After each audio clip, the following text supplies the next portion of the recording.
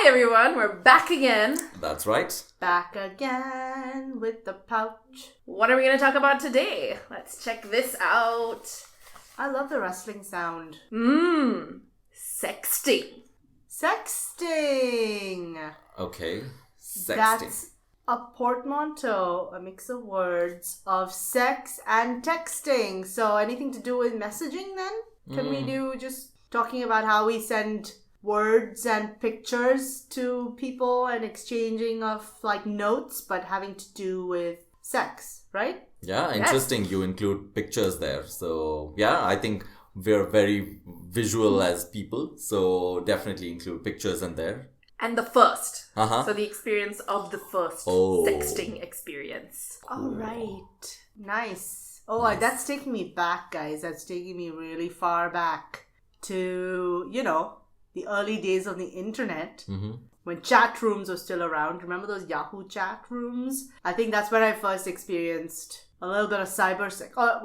Explored. I don't want to say experienced as much as explored cyber sex, which is kind of sexting, right? This is predated smartphones and messaging on phones. So, yeah, what does it make you guys think of? Where does it take you back to first time? My first time was all about the smartphone. So really messaging, WhatsApp. There was this app called Kik, K-I-K. Never heard of that one. Yeah, where was this? This was on the phone too, and this was maybe like a few years ago, and I was dating or kind of friends with benefit kind of situation with someone, and that individual asked me to use this platform because apparently it's very encrypted and very safe. But yeah, that's what I think about.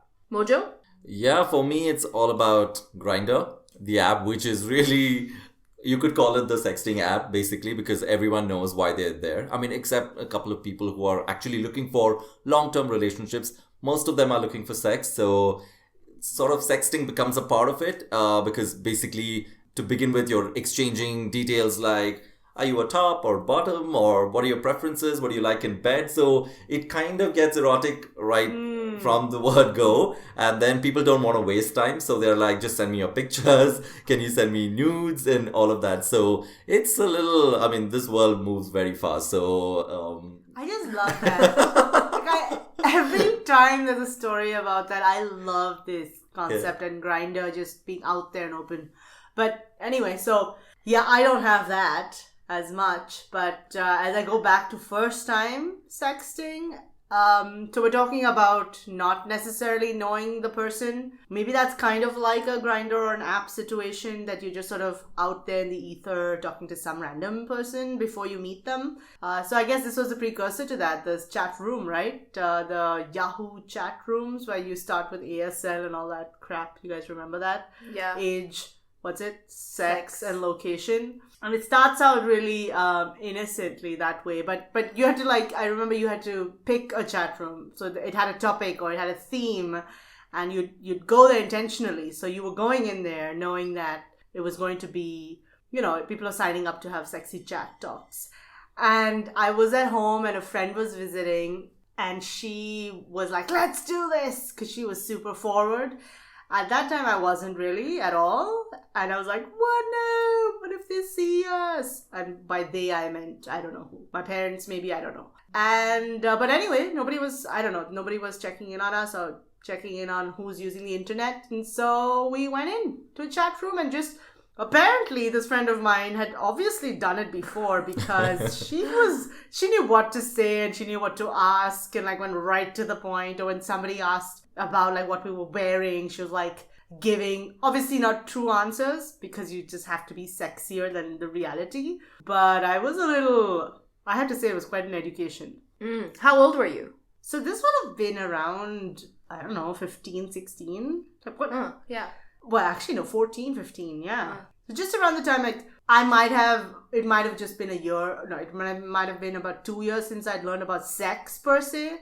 And this would have been the time that the curriculum was actually covering sex. You remember the 9th grade-ish, 8th grade-ish is when they actually covered sex. And they had special sex education happening at school. So we had some reference points and, some body parts to then reference as you're sexting or trying to be really provocative But I'm pretty sure if we went back and looked at that transcript, it might have been pretty tame. It was quite cute, actually. Do you have any memory of what exactly you exchanged? I think I just remember being bowled over by my friend's ability to just respond to it's almost like ask and answer and say, oh, what are you wearing? And blah, blah, blah. Or, oh, now I want you to take off this piece of clothing. And you're like, yeah, I've done it. Ooh. And even all of the onomatopoeia, like the sounds, like you're typing out triple O-H and like triple A-H and oohs and ahs. And it was really funny.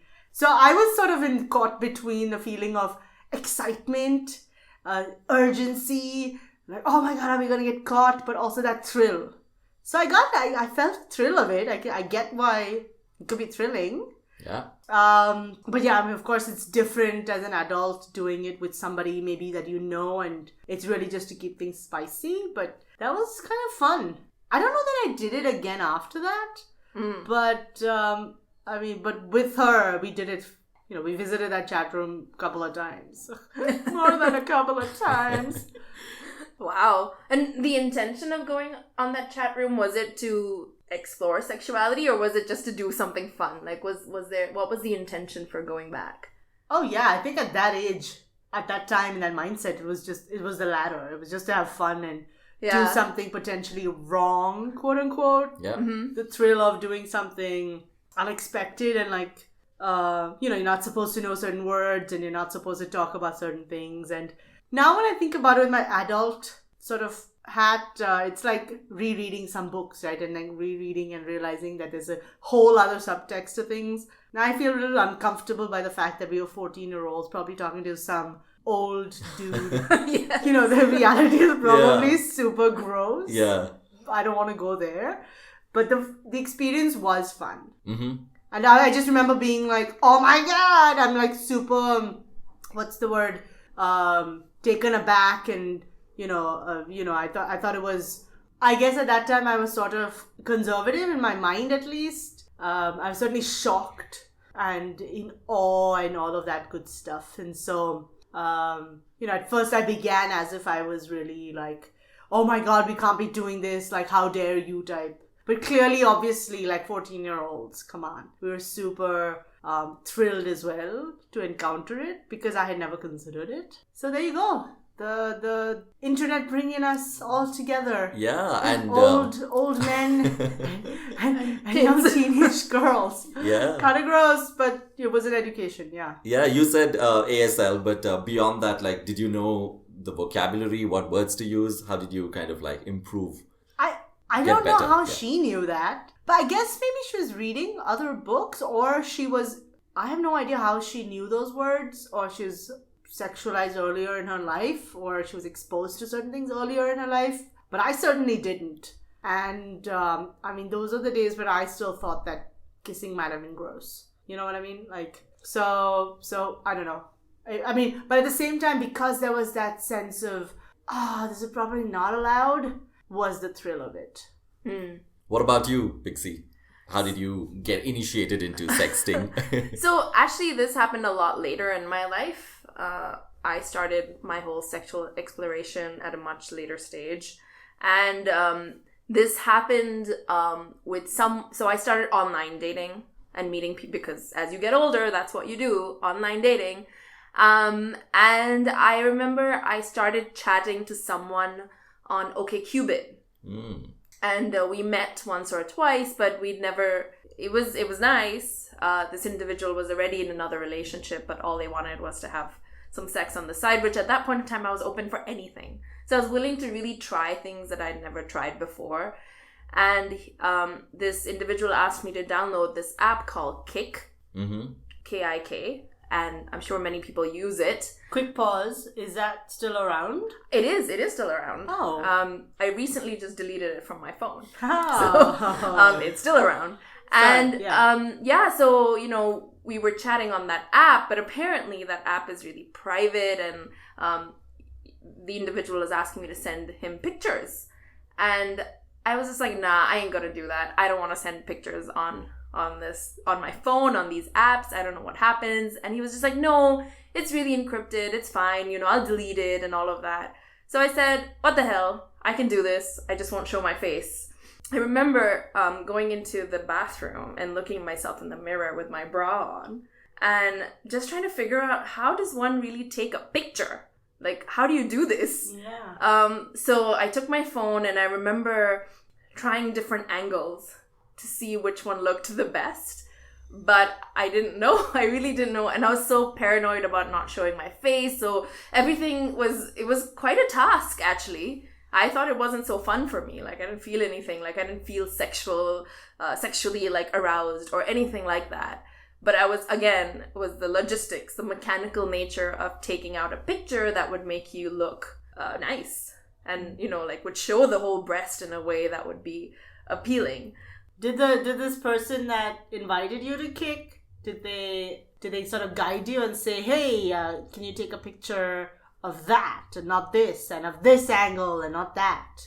No, they didn't. Oh, but they just enjoyed what you sent anyway, so it was a success? Yeah, so I sent them and they enjoyed it and whatever. And that was it. But I remember being like, I don't want to do this. This takes too much time. No, but what was it accompanied by? I mean, there was talking you through, saying like, ooh, I'm imagining you now, or sort of a conversation or a storytelling that was woven from that? So there was none of that. I think this was just the beginning of, let's get used to this idea of sexting and like being sexual on the phone and the app. And this individual also knew that I wasn't... I hadn't explored that much, so I think they were also taking their time to do different things. So the first thing we did was share pictures. He didn't share a dick pic because I really didn't want to see a dick pic. Oh. Okay. And that's why I really want to hear Mojo tell us his stories, because I don't want to see a dick pic either, or I didn't want to see a dick pic until I saw a dick pic that I was party to. Like, I said, yes, you could send me one. Okay. Not just you sending me a dick pic, because that's a dick move. What? Yeah, so I think, the gay world operates, or the LGBT world operates slightly differently, because because everyone has so many options, people want to ensure they know what they're getting in this transaction, if you will. So a lot of it is, people are very comfortable asking each other, what's your size? How big are you? Like, how big are you after you've grown, or what you're shown? Like your showers and growers, right? Yeah, that's interesting.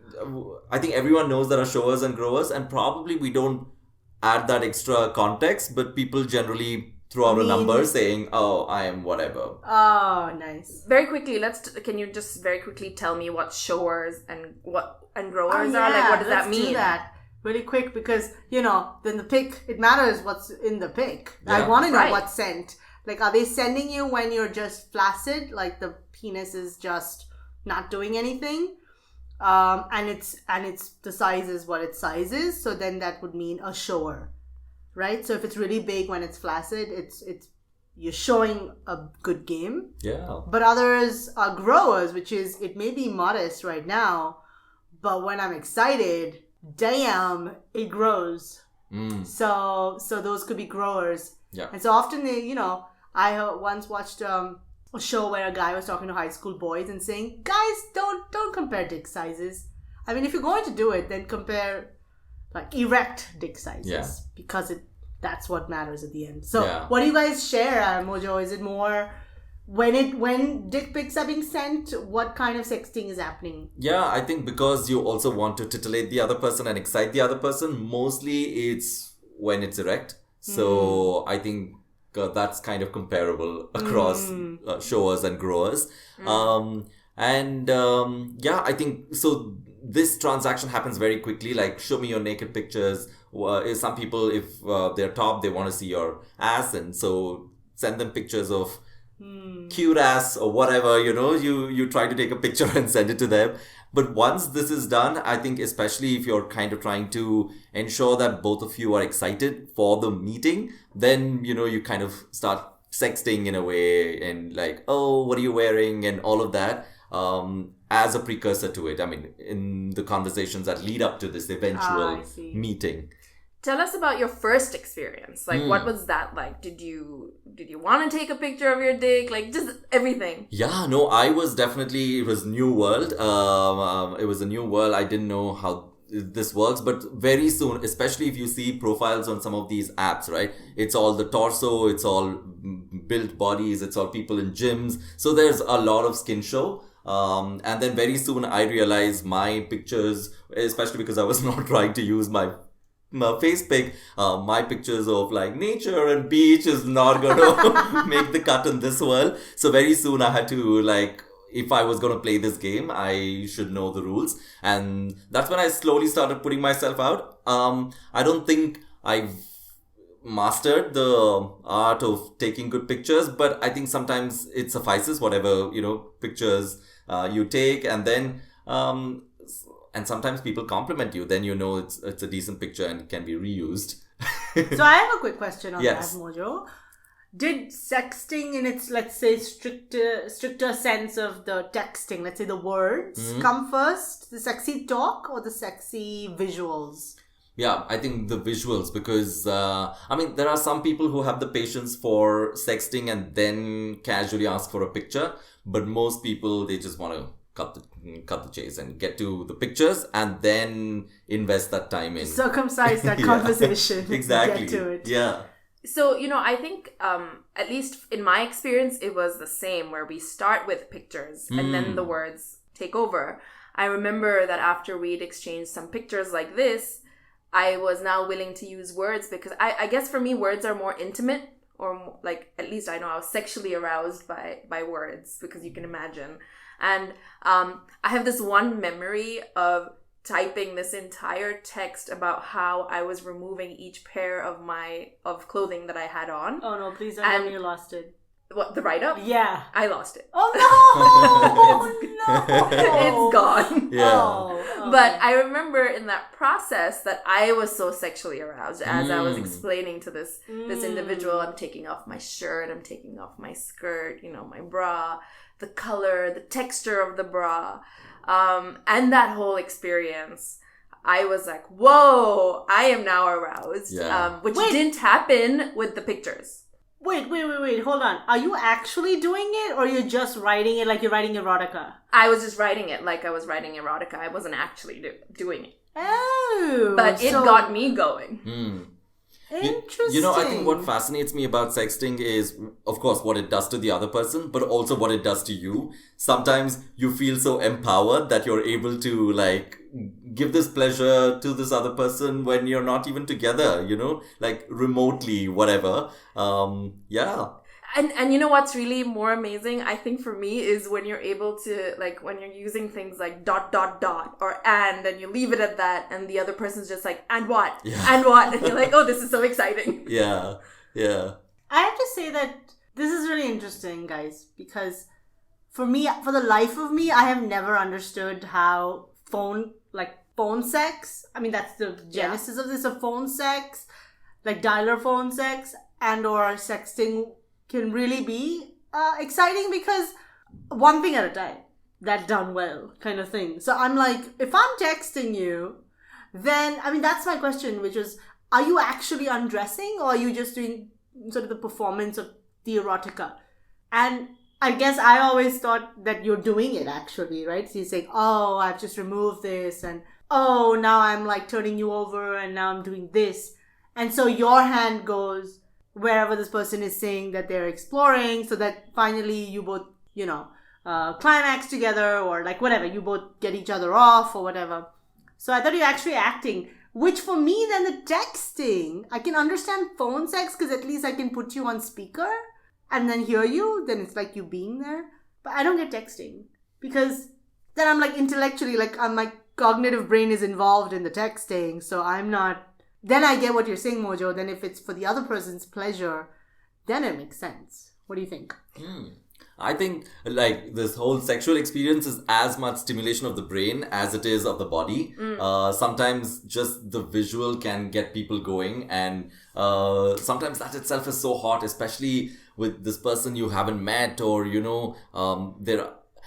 a little bit of the whole BDSM aspect that's involved, right? Like, I'm at your service, like, I will do whatever you tell me. So this sort of like power play, all of that, I think it's exciting to the mind. So I think that's what also gets people going. Yeah, and I would say that for, at least in my experience, even though it's cognitive in terms of what I'm writing, but I am imagining it. And for me, this whole part is like foreplay.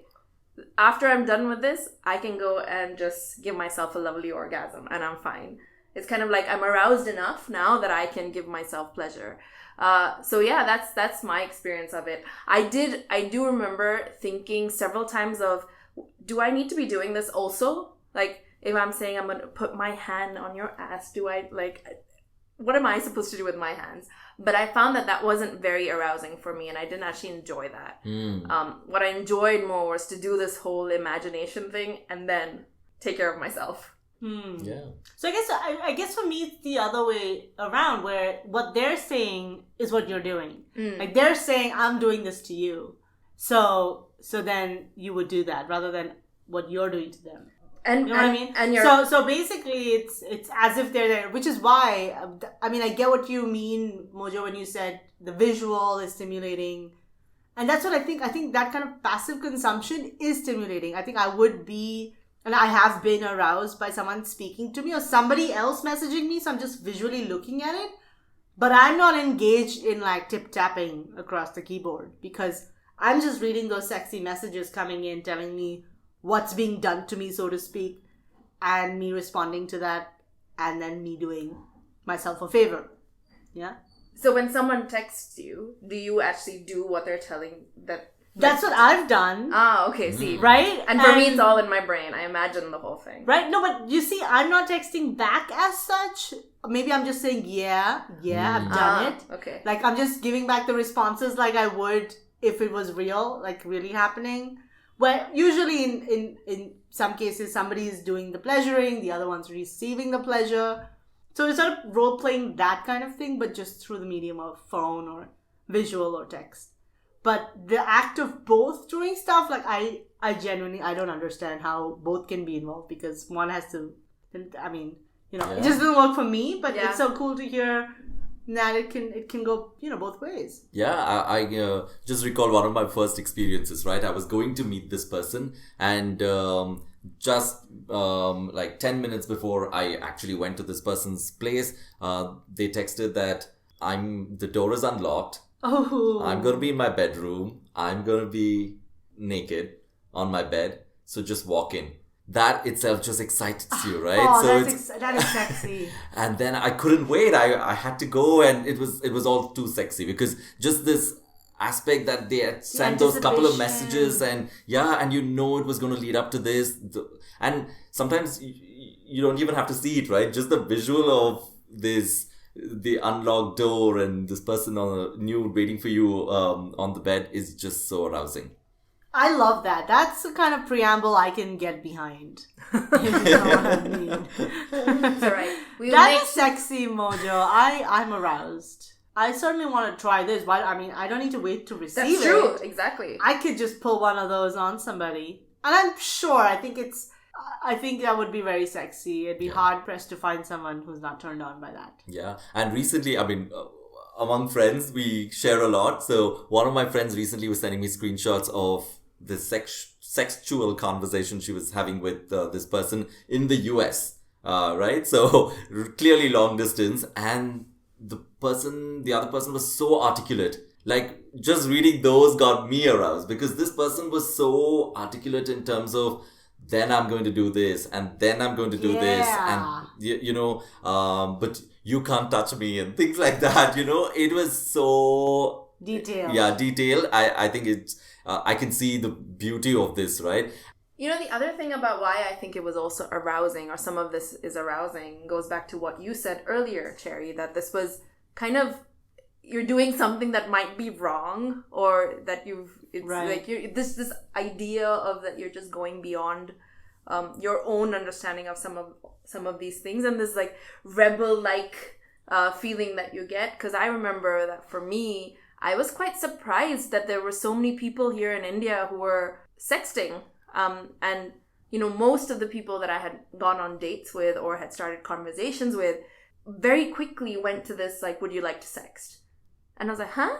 Really? Wait, that was like an actual question? You Yeah. want to sort of segue into it? Well, some of them did ask me the question. Some of them, Oh, can you send me a okay. pic? Like, Right, you know, right, like, right. um, Yeah. But I was kind of amazed that so many people engage with this. I mean, I don't know the numbers, but in my own experience, I felt like this was more than I thought it would be. And it was really empowering to know that people actually do this and people are comfortable doing this. Yeah. And there was some trust, and I guess in some cases, you know, we know of at least that it's not everybody follows the trust rules. But in my case, I felt safe enough to do it with some of these individuals. It's also interesting how easily flirting can morph into sexting, right? Especially when you've had these trust, Correct. Trust built into the relationship already. The other thought just came to my mind was like sexting as a very useful way of keeping the mojo on in long-term relationships. Absolutely. Yeah, I mean, there of course it's exciting generally, but also long-term relationships, I think people depend on this to kind of keep the fire on. Yeah. I can definitely speak to this. Tell us more. Yeah, I've been in a relationship for 2 years, and often, like sometimes when we haven't met for a long time or we're traveling, I will send a text here and there being like, oh my gosh, I'm really missing your ass. I just want to spank that thing, or like something like that.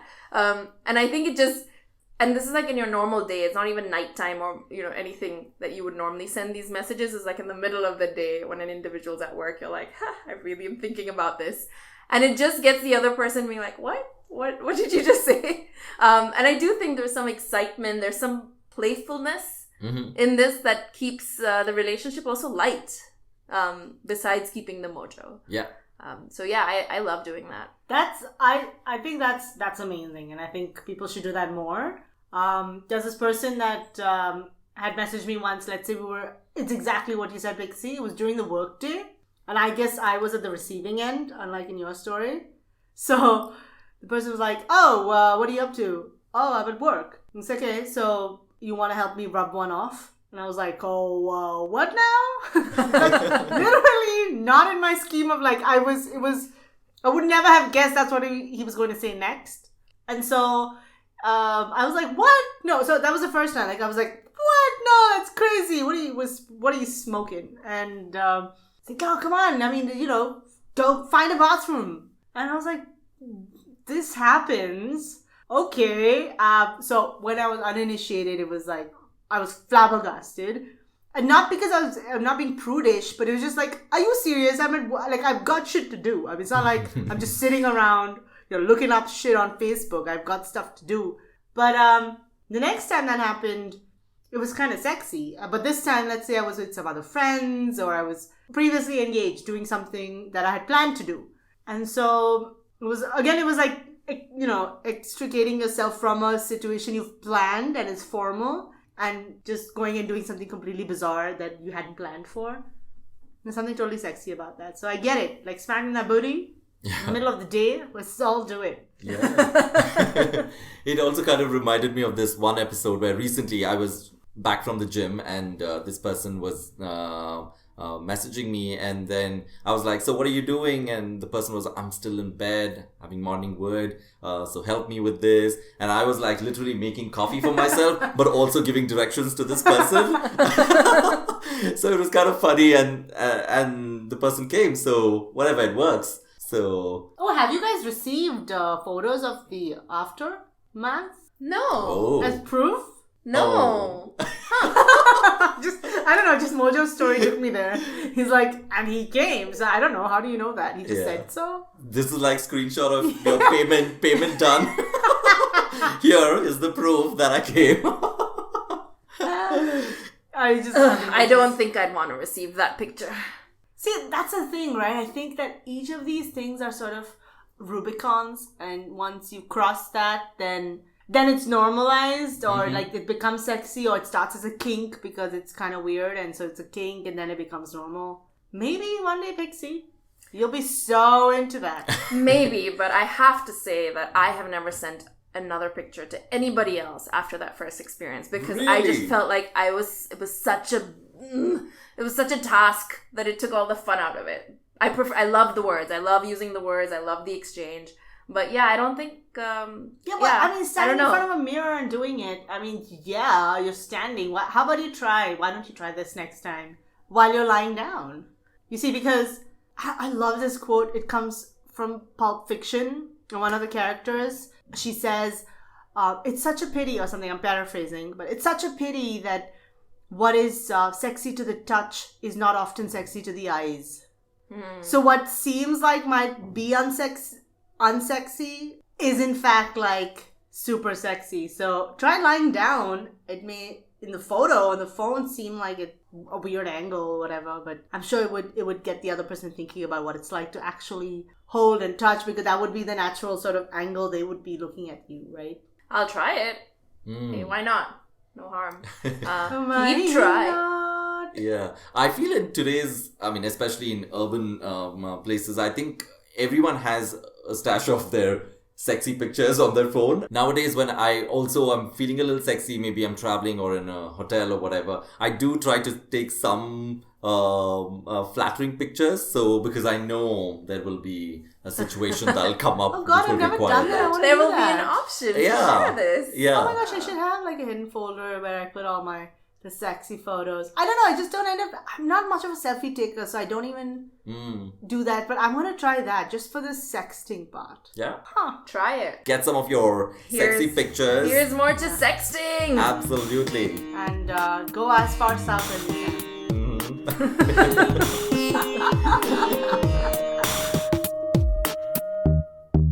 Did you know that India Today, the publication, does a survey called the Sex Survey, and this is the 17th year that they're doing it, 2019.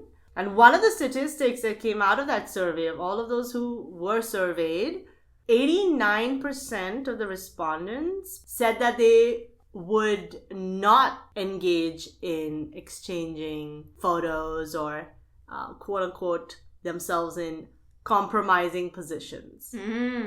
So a lot of the stuff that we talked about today, I guess people are not quite there yet to put themselves out there, just because I guess the nature of digital media and, you know, all that kind of scandals and things that we were sort of talking about before. So there you go, 89%, guys. That's high. Wow. Yeah. That's a majority. I mean, that is a clear majority. Yeah. Just building on top of that, there is a concept of revenge porn where people who have shared their pictures, I mean, especially if there are former lovers or jilted lovers who want to defame you or want to take revenge, they can, again, broadly, non-consensually distribute your pictures. So, Cherry, what you were saying was the fear that people were not engaging in this because of revenge porn. But did you know that this is unlawful under the IT Act of the Indian government? And if at all... what is unlawful? Non-consensually distributing your personal material that could defame you. So the government protects your rights under this. So if somebody else has my photo that I sent to them and they circulate it. Correct. Yeah. So perhaps in response to exactly those scandals that emerged. So all you need to do is, your rights are protected under the IPC, Indian Penal Code. So you, just as any other cases, you would go file an FIR, and then there is like a legal route that you can take. So yeah, absolutely. I think that's really important to know, because safety first. Yep. Trust first. And what I was going to share is, did you know there are certain questions that you can ask once you feel safe and, you know, you're trusting the person that you're sending these pictures to.